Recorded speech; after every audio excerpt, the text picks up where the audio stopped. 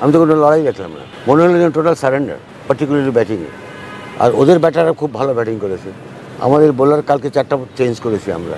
প্ল্যানটা ছিল যে আমরা একটু প্রেশার কম নিয়ে একটু স্পিন দিয়ে খেলি, হয় নাই। ওরা ভালো খেলে ফেলেছে, they have some quality batsman, fine. কিন্তু আমি যখন ব্যাটিংয়ে যাব, আমি তো একটা লড়াই দাঁড় করাবো।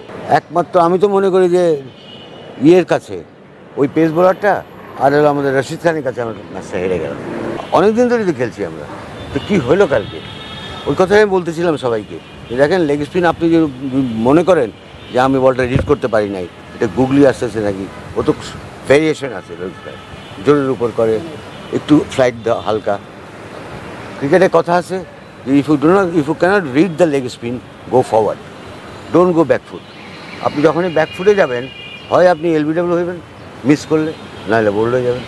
কালকে দেখেন ব্যাকফুটে গেছে আর আউট হয়ে গেছে, কনসার্ন তো বটেই।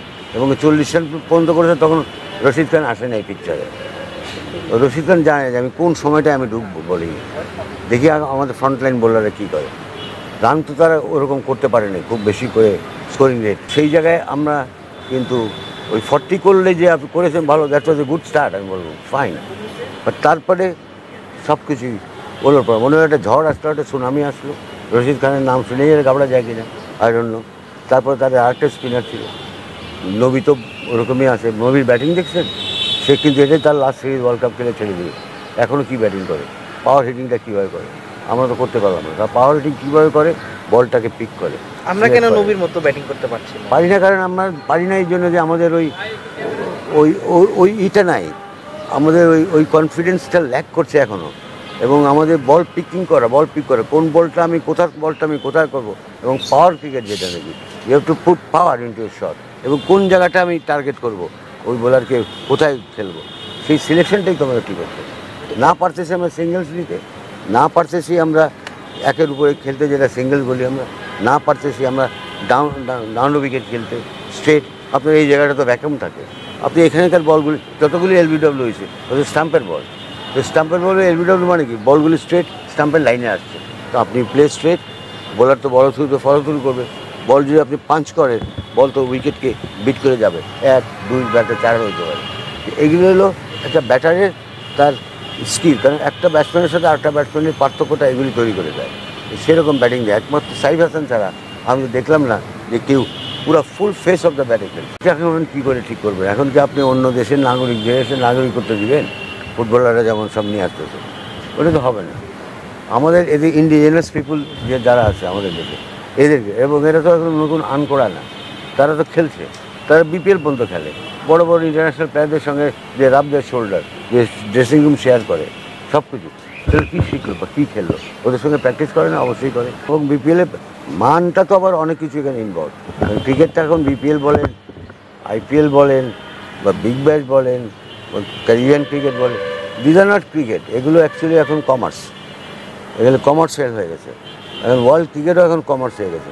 এখানে টার্মস, প্লেয়িং কন্ডিশন ডিকটেট করে আপনার ব্রডকাস্টার ওনার্সরা, যে এইভাবে করো। তো তারপরেও ক্রিকেট তো ক্রিকেটের জায়গায় আছে, প্লেয়ারের জায়গায় আছে।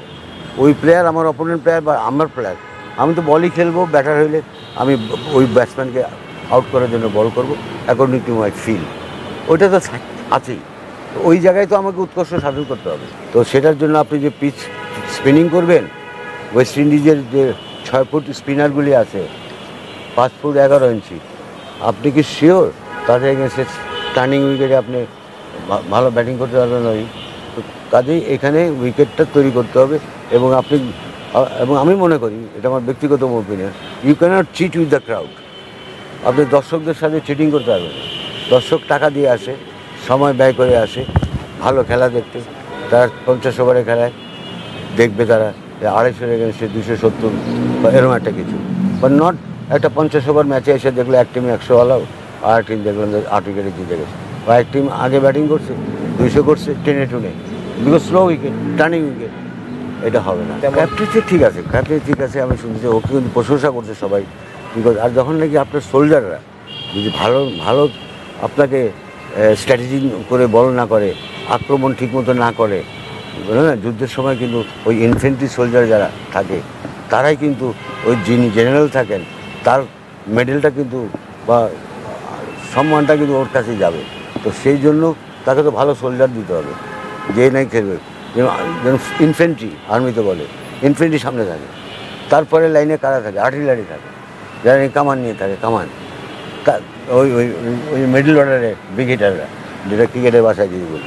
আর লাস্টে আসবেন আপনি তখন আসবে গানার্সরা, ট্যাঙ্ক বাহিনী যেটাকে বলি, আর্মার্ড কোর। তারা তখন ফায়ার করবে দূরে থেকে, বড়ো বড়ো ফায়ার। তো আমার তো লাস্টে যায় যেটা ঝড় উঠায় যে কোনো টিম, যে ব্যাটিংয়ে আমি ঠিক আছে কিন্তু আপনি শেষে যখন যাবেন আপনার সমস্ত সোলজার সামনের দিকে, মানে ব্যাটাররা যদি সব আউট হয়ে যায় আর যদি না থাকে পিছনে ব্যাটিং করার মতন, ওই পাওয়ার প্লে খেলার মতন, তাহলে আপনার দুনিয়ার সবচেয়ে শ্রেষ্ঠ ট্যাঙ্ক বাহিনী আনেও কিছু করতে হবে না। আমি এখানে উপমা দিচ্ছি ট্যাঙ্ক বাহিনীর সাথে। অর্থাৎ আপনার তো ওভার নেই, আপনার তো ব্যাটার নেই, কোয়ালিটি ব্যাটসম্যানের সব দেশে নেই। তো কাজেই এটা হলো একটা জিওমেট্রিক ট্রিগোনোমেট্রিক ব্যাপার ব্যাটিংয়ের মধ্যে। 2 নম্বরে তো প্ল্যানিংয়ের ব্যাপার, আমাদের প্ল্যানিংয়েও ওখানে ঘাটতি দেখা পড়ছে, যে কী হচ্ছে ব্যাটারদের প্ল্যানিং, যে আমি কী করবো। এটা তো কোচ বা ওখান থেকে বসে বসে মনিটরিং করতে পারবে না, তাকেই বুঝতে হবে, করতে হবে। উইকেট ওয়াজ গুড কালকে, এমন কিছু ছিল না উইকেটে তেমন। কোচ নিয়ে আসলে আপনি এক কাজ করেন না, আপনারা লেখেন যে ভাই একটা বাজেট করেন 200 কোটি টাকার। এই 200 কোটি টাকার বাজেট করে পৃথিবীর যত বেস্ট কোচগুলি আছে নিয়ে আসেন। কোচটা তো খেলবে না, কোচটা কী করতে পারে, আপনাকে টিপস দিতে পারে, এইভাবে খেলো, এইভাবে খেলতে হবে। কিন্তু মাঠে তো খেলতে হবে খেলোয়াড়দেরকে। কাজে এটা কোচ, ইয়েস কোচের ভূমিকা থাকে।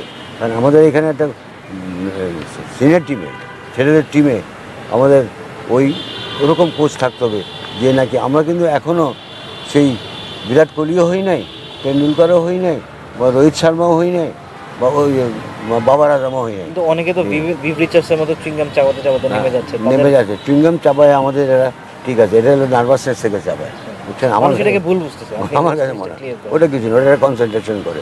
বাট ভিভ রিচার্ডসকে এখানে আনার কি না, ভিভ রিচার্ডসের সম্বন্ধে বলা হয় যে পৃথিবীতে শতবর্ষে একটা ভিভ রিচার্ডস জন্ম, যে নাকি হেলমেট পরে নেই, লিলি থমসন এদের এগেনস্টও বেস্ট বল।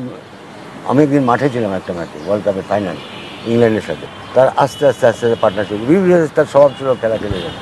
লাস্ট বলে ইয়র্কার বল, ভাই একটা ইয়র্কার বলকে সে এখান থেকে ধরলো, খালি রিস্টেট ফ্লিক করলো, বল স্ট্যান্ডে একটা বগলে দিল, চুইংগাম চাপা দিতে হবে। আমার মনে হয় আমার ওয়েস্ট ইন্ডিয়ান চুইংগাম লাগবে এখন।